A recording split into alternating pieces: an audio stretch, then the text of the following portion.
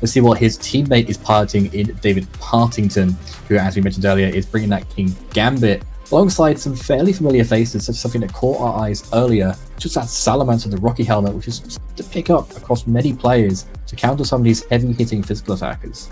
Yeah, I love to see the Salamence usage rising. It's such a great Pokemon throughout the history of VGC. And just because you introduce new shiny new toys like Fluttermane and Iron Hands and all these great Pokemon in Scarlet and Violet doesn't mean the old classics can't work with a new spin. And this more defensive set or more supportive set on Salamence with both Rocky Helmet and then Tailwind to help everything else on the team go faster. It makes a lot of sense since there's the Ogerpons with Ivy Cudgel. You're resisting those hits. You resist Rillaboom's Grassy Glide. Of course, Urshifu's Surging Strikes resisted, as well as the Dragon typing. So it's really one of the first times in a long time that people are using Dragon typing defensively. And then, of course, if it ever does get a little hairy on the other side with, say, a Fluttermane or Iron Bundle they're really worried about, you can always Terrasilize into the Poison typing. Yeah, you could do that, and it just seems that Salamence has come full circle. You know, we had the Mega Evolution, which was doing loads of damage back in the Mega era. We had Roaring Moon coming out of nowhere, and that was doing loads of damage with Acrobatics. It's kind of dwindled down now. It's just a supportive little friend. But that's no shy to David, as David is known, of course, historically with his Bristol Regional Championship run, using unorthodox flying-type Pokemon to get on the top there. We used Murkrow back then, alongside many other accolades throughout the past few years, such as qualifying for the European playoffs of the Players' Cup, 16 at low regionals in 2022, going 6-3 at a very, very stacked London Open last year. So hopefully you can translate those skills to the field for this matchup, especially as we've seen throughout most of the stream today and yesterday. A very balanced team, so yeah, something into a bit of everything, just in case things get a bit hairy up there. And you can definitely understand what David's team composition is built around protecting this King Gambit, right? And making King Gambit work. One of the safety goggles is also great just in case there's an Amoonguss on the other side. But if not, you have to find a way to set up a Swords Dance and then Kowtow Cleave everything to smithereens. And that would be Ogerpon with Follow Me to redirect as you click Swords Dance. Fake Out from Rillaboom as you click Swords Dance. Tailwind support from Salamence to help King Gambit, who's typically a very slow Pokemon, start moving quicker. And then anything that King Gambit's not able to finish off, then you have a Choice Specs Fluttermane to pick everything else off. Yeah, it's got all of its friends there to really help it out. And one thing we can read into about this King Gambit is it has got that safety goggles over its black glasses. So it's dropped the fashion, it's dropped the style. It just wants to have a little bit of that protection to things around it. So Amoonguss isn't going to redirect any of its attacks, which is really, really good if you face into Fluttermane. Of course, I don't believe this is the only King Gambit we've got here today, Joe. No, definitely not. As we check out the other side here from Team China, there will be a King Gambit of their own on Liu Yingdong's end right there, having a safety goggles as well in this matchup. So neither of them opting for the black glasses. This time around, however, it makes more sense why you don't need the black glasses, because Qianpao's Sword of Ruin can come in at any time and help boost your damage output.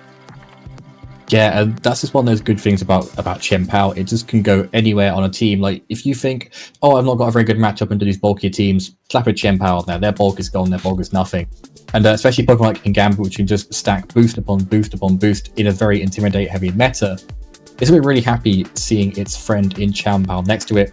And especially this King Gambit, which is opted to go for a Terra Poison over something like that Terra Water that David went for, which means you can take more hits from Fluttermane, but raises the chance you get that special attack drop from a Moonblast if it happens, and that'll give you even more boosts, which is even scarier for that Fluttermane if it face into it. Of course, the rest of the cast there, the Sinistcha we spoke about, and then fairly standard core of the Iron Hands, Landorus, and then Volcarona coming out to play for Yingdong's team here, which could be something that could maybe catch David off guard with that Flame Body ability, especially with those heavy physical hitters on his side.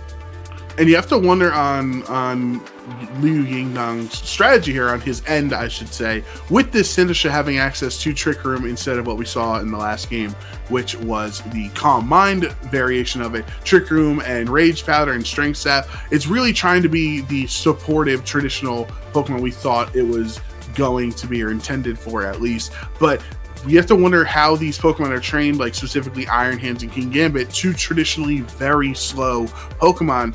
Is Liu going to be able to take advantage of that low speed in this matchup, especially since a lot of David's Pokemon are pretty fast, like the Salamence and the Rillaboom and stuff like that? Or is the Trick Room really, was it only there just in case to reset the dimensions if he was facing off against another Trick Room team? It's one of those Pokemon where it feels like it does both. Itself being not the fastest, it can enjoy a Trick Room environment, and the rest of Yingdong's team, where it's, you have the King Gambit, the Iron Hands, and even that Volcarona itself, it doesn't have to go to those Quiver Dances to make itself faster.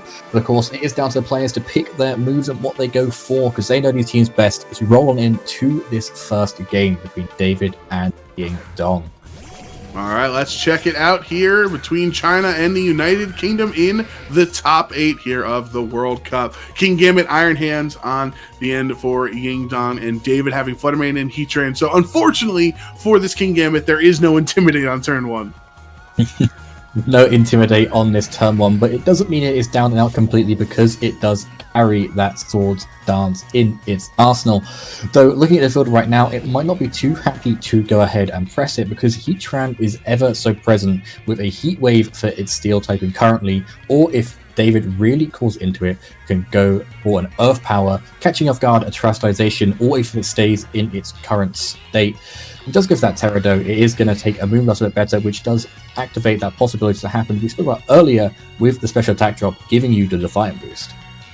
Yeah, so Flutter Mane will switch out on this turn 1 for David into the Ogerpon Wellspring Mask in the back. Of course, you couldn't switch into the Salamence, because obviously that would be a very difficult turn to play around for it, but no switches on Liu Yingdong's, and instead it will be the Terra Fire option from Iron Hands on this turn 1, changing his typing to Fire. Also not relevant on this turn, but can't be burned. There is the Sucker Punch into Heatran, doesn't even do half to that slot. Magma Storm does connect onto King Gambit, and it brings it down to essentially an Invincible Focus Sash, which doesn't matter because Magma Storm will take it out at the end of this turn. The Heavy Slam into Ogerpon is also resisted, so that is a beautiful turn 1 for David.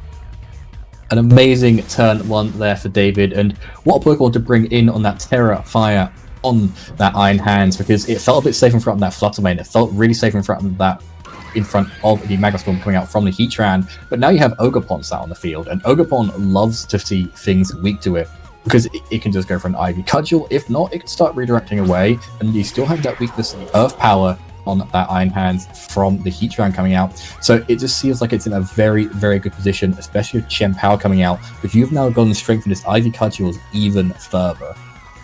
Yeah, that's a great point. That Heatran just seems very well positioned into a lot of Liu Yingdong's team here, because you have, it can hit Qianpao with Magma Storm, it obviously hit the King Gambit super effectively, and then if he was anticipating the Magma Storm to go into the Iron Hands, that's why you click the Fire type, right, to resist, and then you're not locked in from the Magma Storm effect since you're a Fire type. So David really just calling that first play perfectly, and now that Iron Hands is stuck as a Fire type against a Water Ivy Cudgel, it's a really tough look. Is really, really tough luck, especially when the Ogerpon as well can go with that Terra Water and lose that extra bit of damage it will take from the Qianpao because of the interaction with the Grass typing. So it's going to be even better position, and especially when you're dropping Intimidate, there's no King Gambit there to absorb that Intimidate.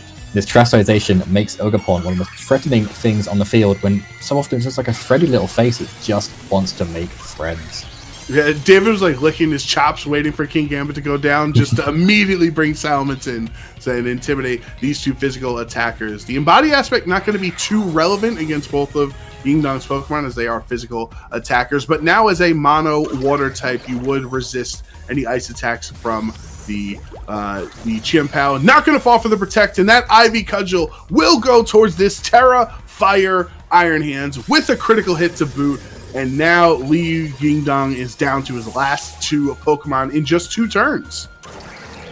Just 2 turns. It's just amazing to see how these balanced teams work, because the pressure that David had in that turn 1, with just going with that Magma Storm, breaking down the King Gambit to that 1 sliver of HP, got knocked out by the Magma Storm secondary effect, but that is still a knockout in itself. And even with a Pokemon like Sinistcha coming in, the Pokemon that are in front of it can really throw loads of damage down. And with David having all 4 Pokemon to choose from, he can easily switch to take some hits a bit better and make sure that he is comfortably reserving any information for that game 2 while draining as much out of Yingdong going into a second game, because it does feel like it is very much in David's hands unless some disaster strikes.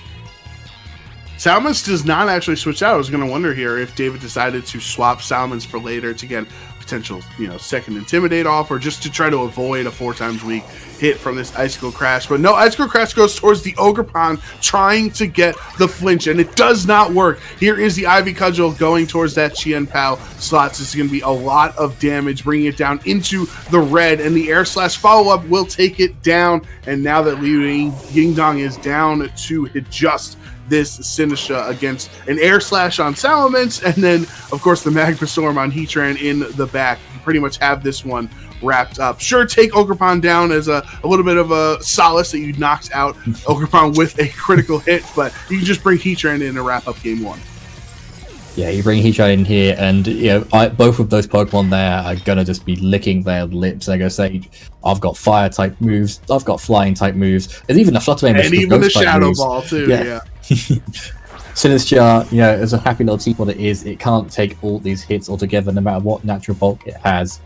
David is just a click away from getting this match wrapped up and showing just how powerful these balanced teams are, because you don't have to be the strongest Pokemon to output all the damage you need. All you need to do is have a bit of bulk, some offense, and just offensive presence, such as that Ogerpon that can just be a click of the fingers, goes from a supportive Pokemon to an offensive Pokemon. That's like a picture's worth 1,000 words if you're Davidson, right? You got to capture the victory in that last second. Feel good, savor that victory over one of China's best competitors there. And that was pretty much decided in 3 turns, right? These are I think it depends on who you are as a VGC trainer, like as a spectator, right? If sometimes people like these really fast-paced games that there's just knockouts left to right every turn, and the other people want a more slow, drawn out strategy. And I feel like with the King Gambit, with Volcarona, with Iron Hands and Sinistra as well, I think Liu Yingdong's strategy definitely plays better in a longer, maybe 5, 6, 7, 8 turn matchup compared to this hyper offense 3 turns and then forfeit. Yeah, it did seem like it struggled in this slower paced game, but fast paced actually, sorry. But VGC is one of the ones, as you said, that the way I describe it is players want to be as quick as possible whilst also being as long as possible. You just either want to be sat there, you got to be sat there for ages trying to get your game done, or you want to be sat there, as quick as possible.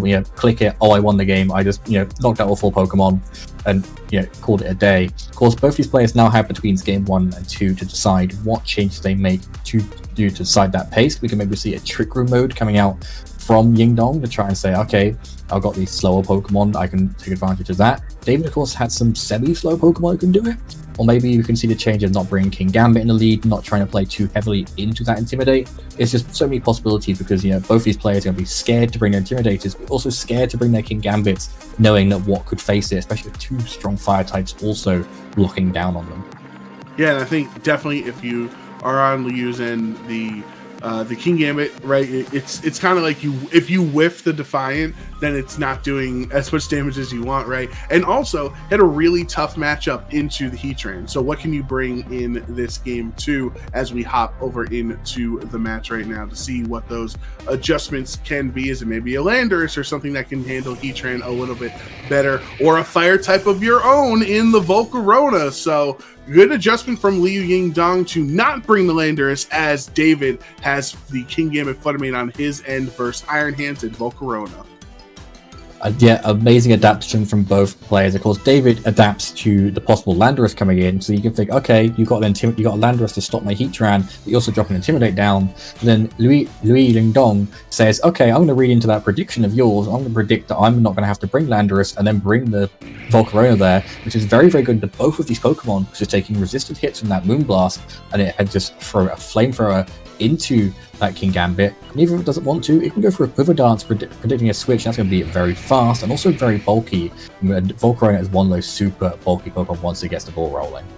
And then, of course, this King Gambit has to worry at any time if it tries to go for a Kowtow Cleave into the Volcarona. You do have the odds of just burning yourself from its Flame Body ability. But instead, David will switch Salamence into that slot, intimidating both of Liu's Pokemon. Moonblast brings Iron Hands down really low there into the red on this turn, but that will be a free Quiver Dance for Volcarona, who takes no damage on this turn and boosts its special attack, special defense, and speed by 1 stage. Heavy Slam in response does not knock out the Flutter Mane, so both of these trainers have 2 low HP Pokemon on the field. And that is a position that is both good and bad given the style of teams they're playing. Like, you want to think that in this matchup, you want to have that position to switch out as much as possible. And if that means letting your Pokemon faint, that so be it. That is what you have to go for. At least now we know that David can go for another Moonblast, a guaranteed knockout on this Iron Hands, be a Pokemon up. But with Fluttermane just getting more boost upon boost, especially for our 2 special attackers, it's going to be able to thrive in this environment. And David can't let that happen. Might have to rely on maybe a special attack drop from a Moonblast, even though it's not doing too much damage. Or maybe an Air/Flinch if we know the speed tiers. I doubt it'll be faster, but it's still super effective even if it does go afterwards. Yeah, really important to know how this Fluttermane and a +1 speed Volcarona will interact. And of course, David does not let us find out the answer there as Fluttermane is switching out into Kingambit. Well, now we know the answer after a second Quiver Dance. This Volcarona is going to be incredibly speedy and very much impossible to deal with on the special defense side. But a Tailwind from Salamence is going to boost his team speed, doubling that speed there. And the Wild Charge into Salamence is not going to do too much damage, but I think Liu's going to be okay with this because he liked that Rocky Helmet. It gets Iron Hands off the field and he can bring something else in. He has to bring something else in, which is very, very good, especially with Volcarona at +2. You now play this game with David, where it's, oh, I've got this +2 boosted Fluttermane. You target this, get rid of the big threatening thing. The Pokemon next to it can do as much damage as it wants to you whenever it wants. If it's that Kingambit in the back, we could see just that threat going for a Sword Stance. And then you've got 2 Pokemon that are boosted up at +2. And then David's got to think, who's the bigger threat now? The Pokemon that I can put damage down into and get knockout on that. But then if you do something like looping in the Salamence, you then put more and more attack drops, onto the Kingambit, allow more damage coming out. And it's just now that situation where Yingdong can really control that field just for the presence of 2 Pokemon that's super strong. But Sinistchar coming in, who can threaten down burns on this Kingambit should it want to do so without having to rely on the hit going on to the Volcarona. And he took a lot of time, all things considered, since pretty much he only had 2 options, right? Between this Sinistchar, whatever his 4th Pokemon was in the vac to decide. So that was a long, deliberate, like not just what Pokemon will I bring in this turn, but also what is my plan once they get on the field. Yeah, there's going to be some sort of plan of that. I guess you do run that threat of Sinistchar is weak to those Dark-type moves coming out from the Kingambit, but if you know that your Volcarona is faster and you can predict there's not going to be any Terrestrialization because it is that Water-type Terror, you can maybe knock it out before Sinistchar takes any damage, but we do see David going for that Terrestrialization here and see who's that on, and it is... Oh no, sorry, it's not David, that's Yingdong going for it, becoming a Water-type, so as far any Dark-type attacks, not even super effective anymore, and now you can just get those burns or those knockouts with Flamethrower guaranteed and play it really safe. Sucker Punch will go into the Volcarona, doing just under half of its HP there. And the Air Slash follow-up into that slot, super effective too, but thanks to those boosts to its special defense, it will hang on and actually recover healthier than it was before that hit, thanks to the Citrus Berry. Here's a +2 Flamethrower into Kingambit, and it never stood a chance. That is a 1-hit KO. Now it's up to this Terra Water Sinistchar on this turn. It will be the single target Machigacha, and it'll actually be no target as Salamence just dodges it. I think even if Salamence did get hit by it, given its typing and given how much it's going for, it's not going to take too much damage. Yeah. But yeah, it would be nice to get a burn on it. It doesn't affect it too much because it is a special attacker, but it's still nice having that ticking timer on the Salamence. So once it is getting lower and lower, you know you haven't got to bother too much of it. Ogerpon comes in, which can be a little bit annoying for both of these Pokemon because its water attacks can be super effective into the Volcarona. And now that there's no grass typing on the Sinistchar, you can go for a Horn Leech into it, and you can make enough healing from this Healing Little's teacup to make sure that you are nice and replenished. And you can also recycle Salamence a bit now if you really feel safe enough, just to get preservation on your Tailwinds, or make sure that you come in again once the Volcarona is gone to go for those fast Air Slashes and Draco Meteors to guarantee some knockouts. Volcarona with Protect on this turn, so it doesn't want to take any more damage from an Air Slash or potentially an Ivy Cudgel. That would go towards that slot, so Liu does correctly predict the Ivy Cudgel into that position. But Air Slash onto the Machigacha, or excuse me, onto the Sinister will stop a potential Machigacha on the other side.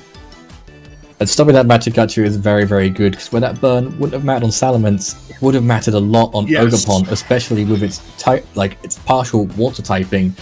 So it would have been doing good damage being a grass type, and also been doing the burn chip should it have got it. We don't know now if that would have happened because of that flinch, so the luck that Yingdong would have wanted, David went and scooped that luck up quite quickly.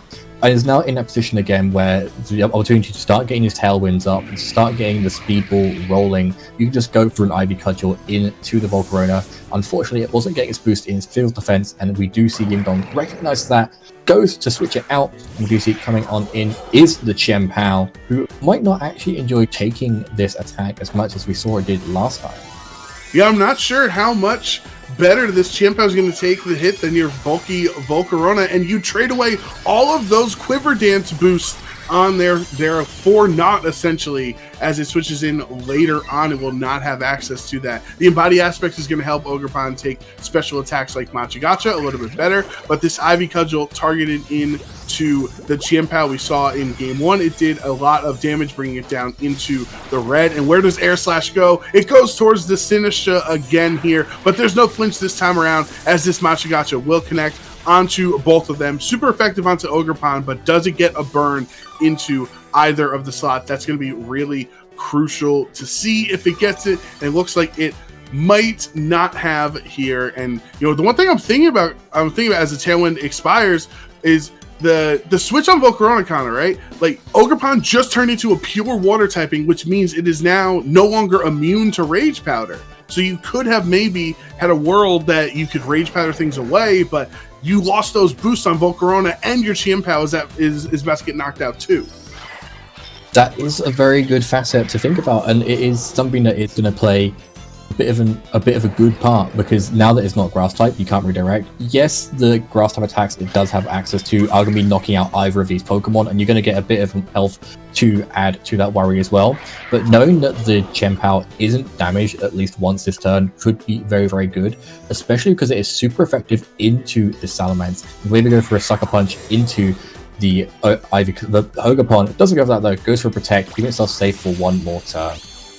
Horn Leech into the Sinistra as a water typing there. That's a critical hit as well. So this Ogerpon really doing its best in this game for David to help out United Kingdom, trying to move on to the top 4 of the World Cup right now. And Ogerpon has been just getting so many knockouts in these 2 games here. Salamance's attack would go into Protect, so David smartly clicking the Tailwind instead, boosting his team speed. David just learned that speed boost is just so good in front of Pokemon that there is on Liu Yingdong's side. With Fire type, which is going to be dropped by this Ogerpon right now, given all the boosts it's got on it, and a Chen Pao is on so low HP that it can try and run itself its justice. It can be a little Chen Pao that could, but it just, in front of this Tailwind, it has to go for these Sucker Punches. And it just feels like David has this in the grasp of his hand. He just has to input his final moves. There's super effectiveness, if not strong damage, onto both of these Pokemon. And given that Ogerpon can't miss and this has a really good typing into both of these Pokemon, it looks like that is going to be one to save the day, unless there's some sort of crazy critical hit coming out from a Giga Drain on this Volcarona. Well, it'll do even less damage than it would have before, now that it's not a +2 in the special attack slot there. So it's just a neutral Giga Drain, which is definitely disheartening for Liu Yingdong's end there. But he will just Protect instead on this turn. The Horn Leech goes towards the Chen Pao. So David's just been on a roll, correctly anticipating the Protects each turn the last few turns and not falling for it. Now it's just Volcarona versus the world, and we can see how this one is going to wrap up with either an Ivy Cudgel or an Air Slash. It does look like it's just, well, it doesn't even look like, you can tell it is in David's favor. All he has to do is put in one of these moves, and it seems that it's just going to be the Ivy Cudgel to get the final blow. So Salamence showing why his Pokemon is really pivotal Pokemon right now, because it can get Intimidates down, it can set up Tailwinds, and it can also take hits from these super powerful Pokemon. And if it's something that's weak to it, then it's got a good enough attack stat going behind it, or a special attack stat even, that it can just throw damage down. And it's not going to do much, but we saw those flinches coming in so pivotal that even if it does little damage, it's still doing the emotional damage that you need on those Pokemon.